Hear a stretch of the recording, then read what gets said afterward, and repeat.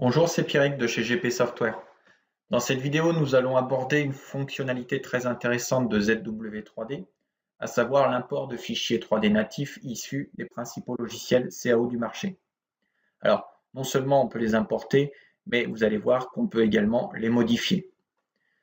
Alors, lorsqu'on est sur la page d'accueil, on va sur l'outil Importer et on va aller sur les types de fichiers compatibles ici.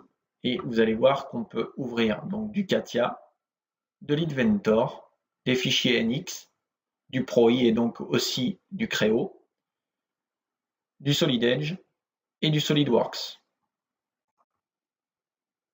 Alors on va prendre un fichier Creo par exemple.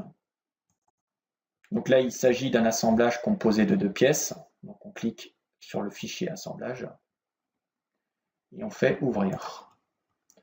On voit que ZW3D détecte automatiquement qu'il s'agit d'un fichier Creo. Alors l'ancienne désignation ProI est restée, mais il s'agit bien d'un fichier Creo. Ensuite, on a plusieurs options disponibles. On va garder celles qui sont cochées par défaut ici. Et on fait OK. Donc là, on a un traitement des différentes pièces.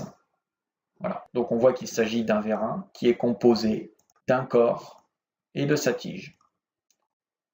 Alors on peut rentrer par exemple dans la définition du corps ici. Et vous voyez que ZW3D détecte automatiquement l'ensemble des géométries. Donc on peut travailler directement sur la géométrie avec les fonctions volumiques que nous avons ici. Donc par exemple, si on prend l'extrusion et que l'on veut augmenter la longueur de ce cylindre, on peut le faire de cette façon directement. Donc on valide.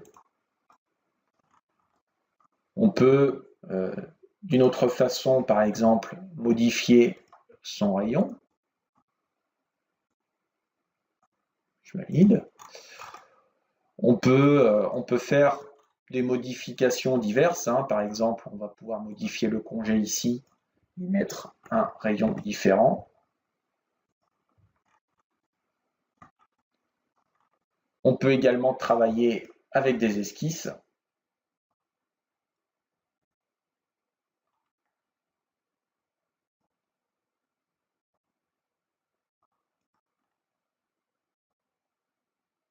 Là, donc, on dessine comme si nous étions sur un fichier ZW3D d'origine.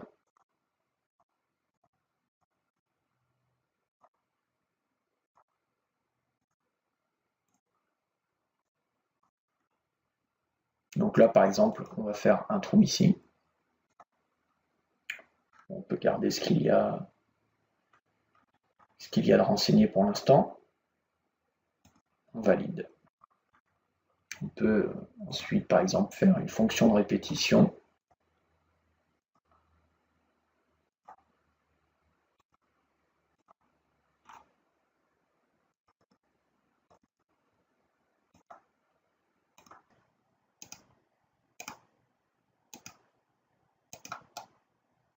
Donc là, on sort de l'édition de la pièce. Voilà, pour revenir dans l'assemblage. Donc vous voyez qu'on peut modifier facilement un fichier 3D issu d'une autre CAO. Pour plus d'informations, rendez-vous sur notre site internet ou appelez-nous directement. Merci, à bientôt.